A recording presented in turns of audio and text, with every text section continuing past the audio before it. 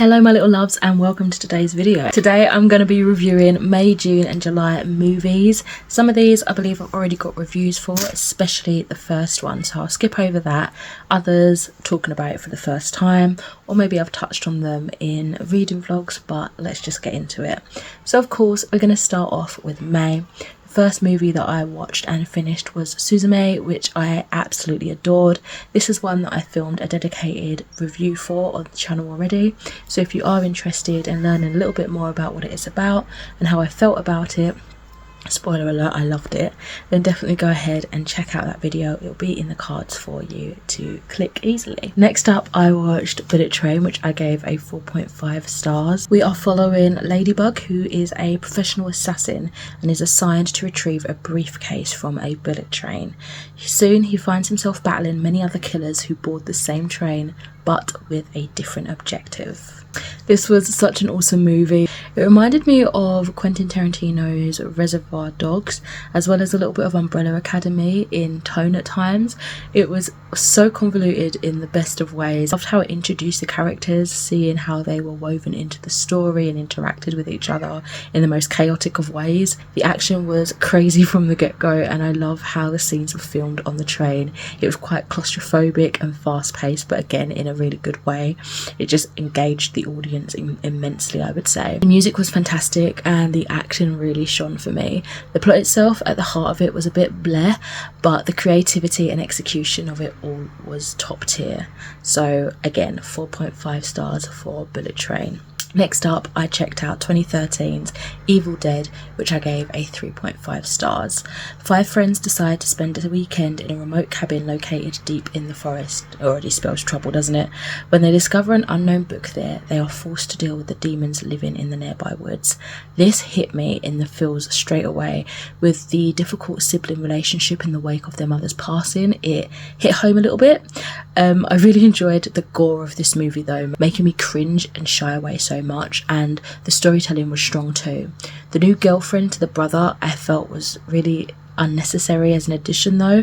I'm sure she fits a trope that, you know, is in your typical go-to horror, like a cliche almost that everybody loves, and is maybe like a bit of a poking fun satire in itself, but she just irritated me and I didn't really find a purpose for her other than that, whilst also simultaneously just feeling non-existent as a character. She just didn't have her own backstory. She was just there as a filler character, I feel. I think there wasn't enough of that love triangle building to really ramp up the direction of that particular subplot, but other than that, some really stupid choices in our characters made for an overall entertaining film. Following that, I watched Rise of the Planet of the Apes, which I gave a 5 out of 5 stars. Caesar, a chimpanzee, has been with Will ever since he was born, and with a new drug he can think and react like humans.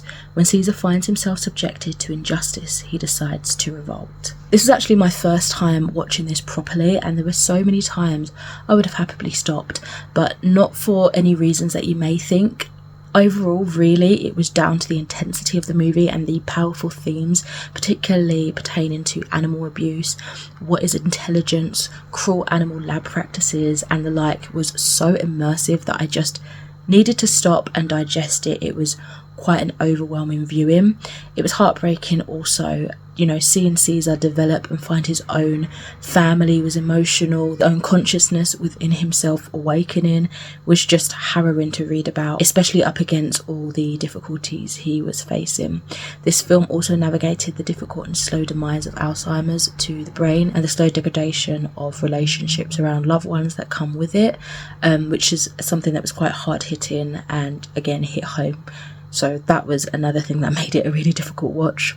I felt like it perfectly captured how one almost grieves this person that was, even though they're still very much physically there. You know, the illness worsens and they become not the person you knew, you know.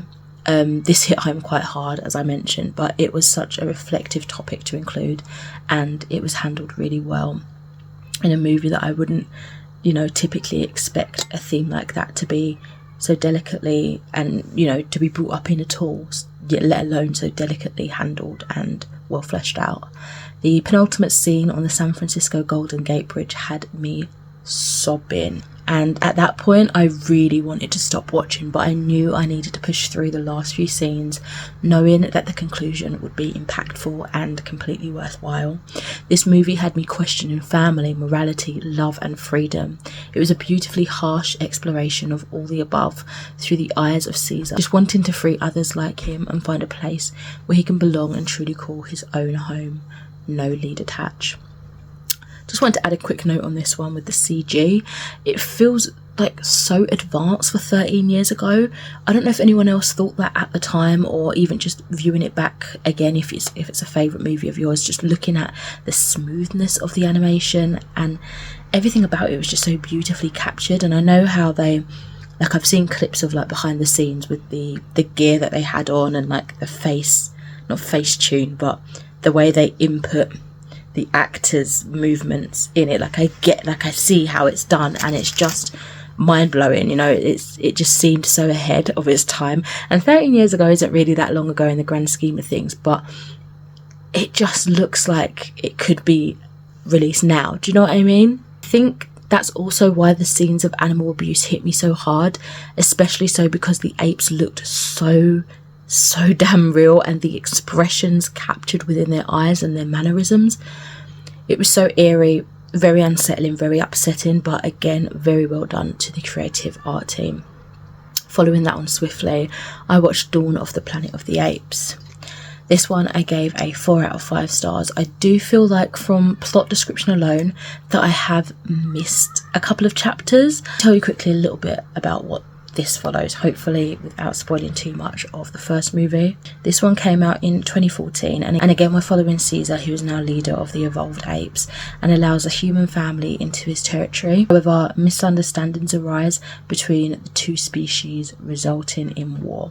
So I mean, from the end of the first movie we saw that the virus was going to ravish some stuff up, and this one did squeeze some detail in, like a beginning credit sort of vibe, but I feel like we needed about a third of the film to probably cover that, because it just jumped about 10 years later in the movie.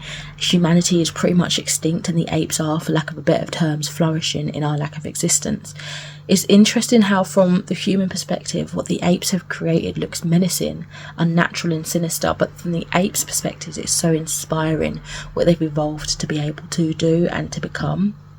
This was all-out civil war, as responses to the potential threat of human presence caused major discourse between Caesar and longtime friend Koba. I've got to say, the fighting really took me out.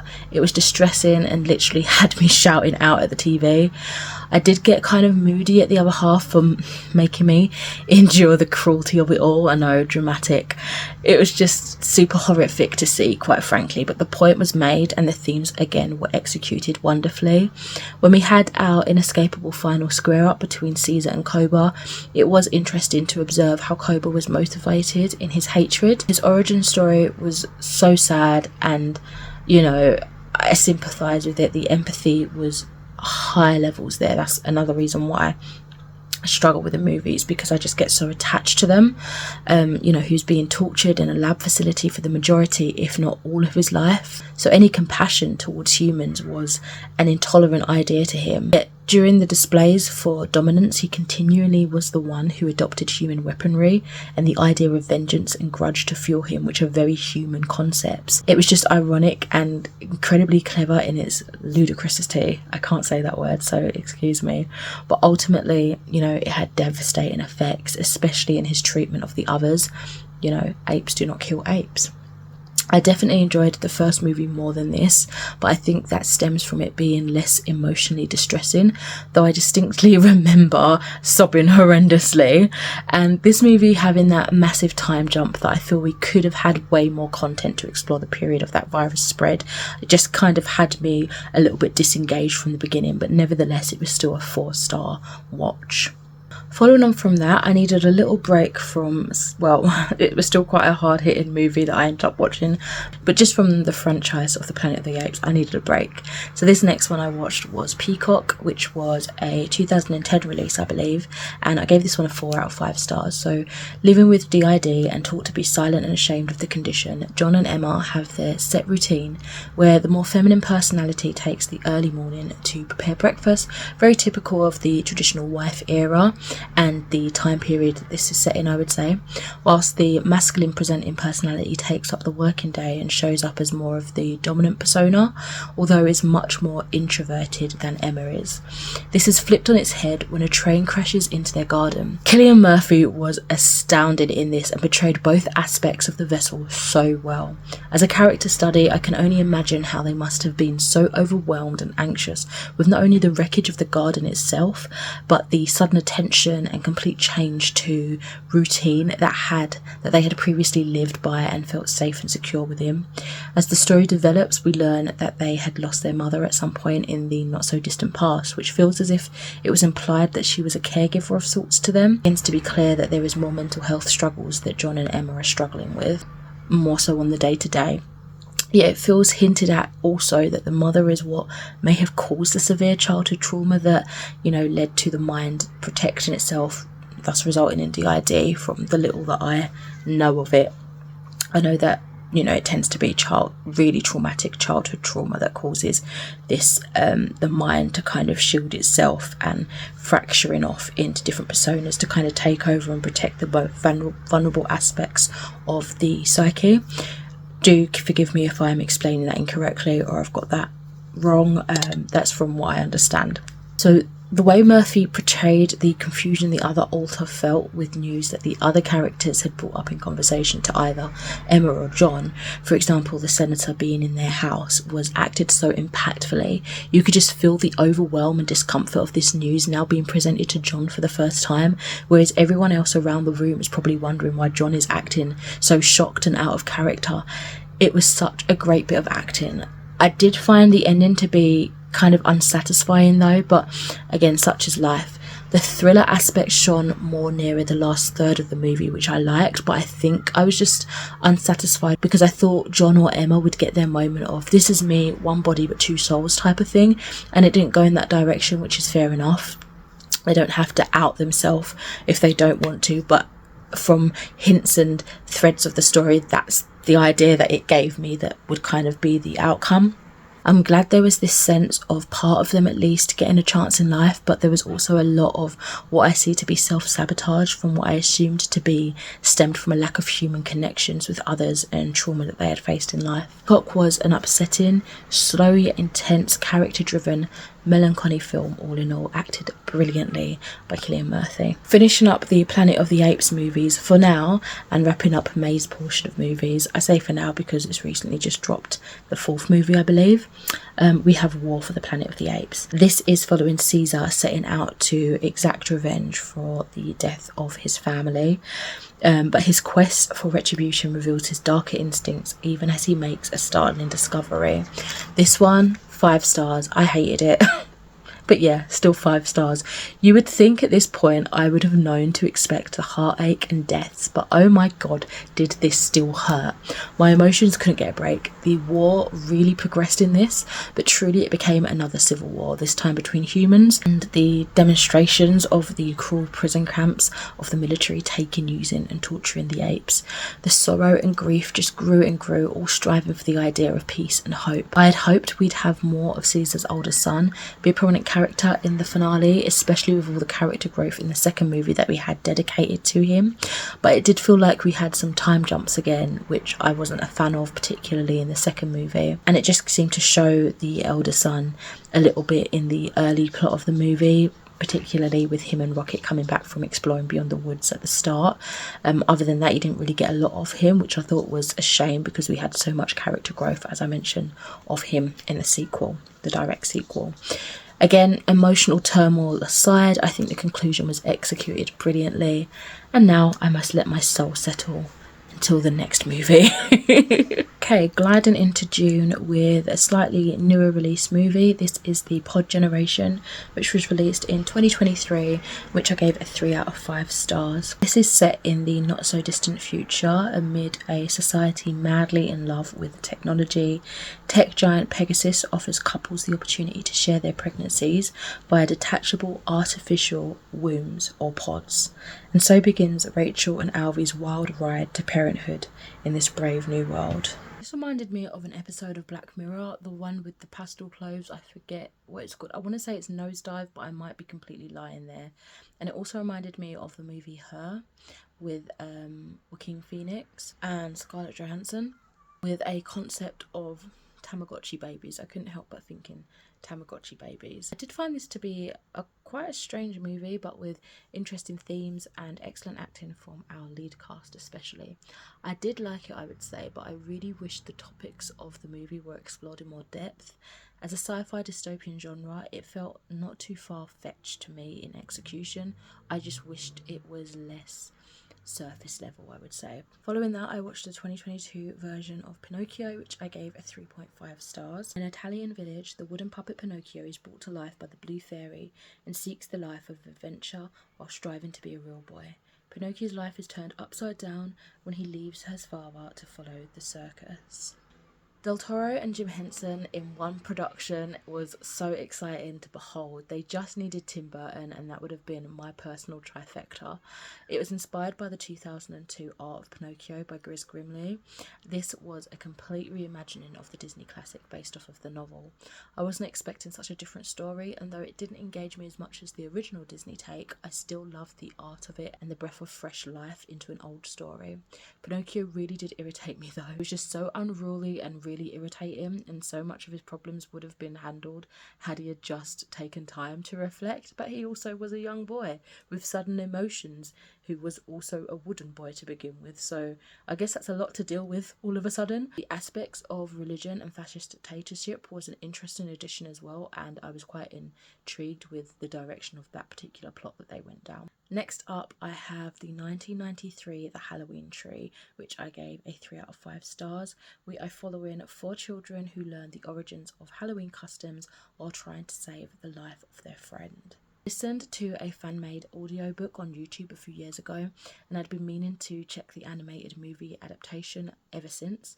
I think the movie perfectly captured the book, and for not being the giant that is Disney in the animation industry, but still being the well-known Hanna-Barbera productions from Back to the Future 2, Scooby-Doo, The Flintstones and Popeye live-action movies, they did super well in bringing that classic magic.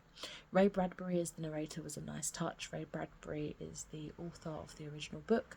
It felt much less eerie than I remember the book being itself, but it made the story flow, and I got the essence of the plot much easier than I had when I listened to the book, albeit it was an ASMR audiobook YouTube fan-made video that I listened to at the time, so I was probably blissed out and rolling from that high. My attention probably wasn't always present. Still, a 3-star, pretty much sure the book was rated 3-star as well, but I found this to give me an even greater appreciation of the story. Wrapping up June's movies, I watched Nope, which was released in 2022, which I feel came out like only last year, but no, 2 years ago. That's crazy. I swear like it only just released. I swear I only just saw the adverts, but I guess not. We are following a man and his sister, I don't know why it says it like that, siblings, discovering something sinister in the skies above their California horse ranch, while the owner of a nearby theme park tries to profit from the mysterious otherworldly phenomenon. I ended up giving this one a 2 out of 5 stars. I have had a running love for Jordan Peele horror movies, but this was just lacking for me. Don't get me wrong, fantastic acting all around, can't fault that, and the premise was intriguing for the most part, but the story dipped in and out of enjoyment and it just felt too meandering.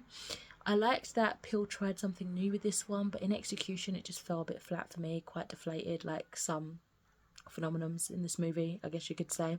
I like the concept of a black western, but it left me just feeling meh, even though I did enjoy lots of little bits of it. As a whole, it just wasn't for me, unfortunately. Finally, going into July, we are kicking that off with a theatre production. I went to see Spirited Away at the theatre, and I have loved this movie for as long as I can remember. So of course I was going to love the theatre production. It was just a whole new experience for me, and I gave this a 5 out of 5 stars. So we are following 10-year-old Chihiro and her parents, who end up at an abandoned amusement park inhabited by supernatural beings. Soon she learns that she must work to free her parents, who have been turned into pigs, face after eating the magical food there. I was mind blown at how gorgeously adapted this was for the stage. Despite watching and loving the movie so many times over the years, the theatre production almost drove in the purpose of the whole plot just that bit deeper, and I was left absolutely breathless, it felt. The live orchestra was a fantastic experience, really bringing to life the fantastic score, and the use of puppetry was mind-blowing. I'd seen The Lion King some years ago, so I figured some puppetry would probably be used to bring the fantastical creatures to life, but this display took it even further with the use of shadow work and kites and illusions. It was just magical and mesmerising, and it was perfect for the theme of this story. The whole thing was in Japanese with subtitles on these really well-placed screens that enhanced the beauty of the viewing, and it just felt so authentic to the original movie. I adored it. Definitely go see it if you get a chance. I would love to see the My Neighbor Totoro one too. Next up, a new release, Inside Out 2, which I gave a 5 out of 5 stars. We are following our original characters, joy, sadness, anger, fear, disgust, who have been running a successful operation by all accounts for Riley. However, when anxiety shows up, they aren't sure how to feel. I wasn't expecting to laugh so hard during this. It was a fantastic, long-awaited follow-up to the original, and I just loved how well it depicted growing up and the trials and tribulations of it all. This was fantastic. I also cried a fair bit too, or got teary-eyed at least. It was amazing. And the final movie I watched was Deadpool and Wolverine. Deadpool's peaceful existence comes crashing down when the Time Variance Authority, the TVA, recruits him to help safeguard the multiverse. He soon unites with his would-be pal Wolverine to complete the mission and save his world from an existential threat. This was a 4.5 star viewing for me. It had a spectacular combo. The humour, emotion, entertaining plot direction, and fantastic fan service. They knew what they were doing. I couldn't imagine how the characters would bounce off of each other, but it really worked in more way than one. Great production, blending the multiverse in such a huge way, what with the riots and battles and whatnot, and of course in signature Deadpool fashion, breaking the fourth wall and talking about all of that. It was a great time. I really enjoyed it. So that wraps up all the movies I watched over the last 3 months. Let me know if you guys have been watching any of these yourselves and what you thought about them. But for now, I'll thank you very much for watching this video, and I shall catch you in the next one. Bye!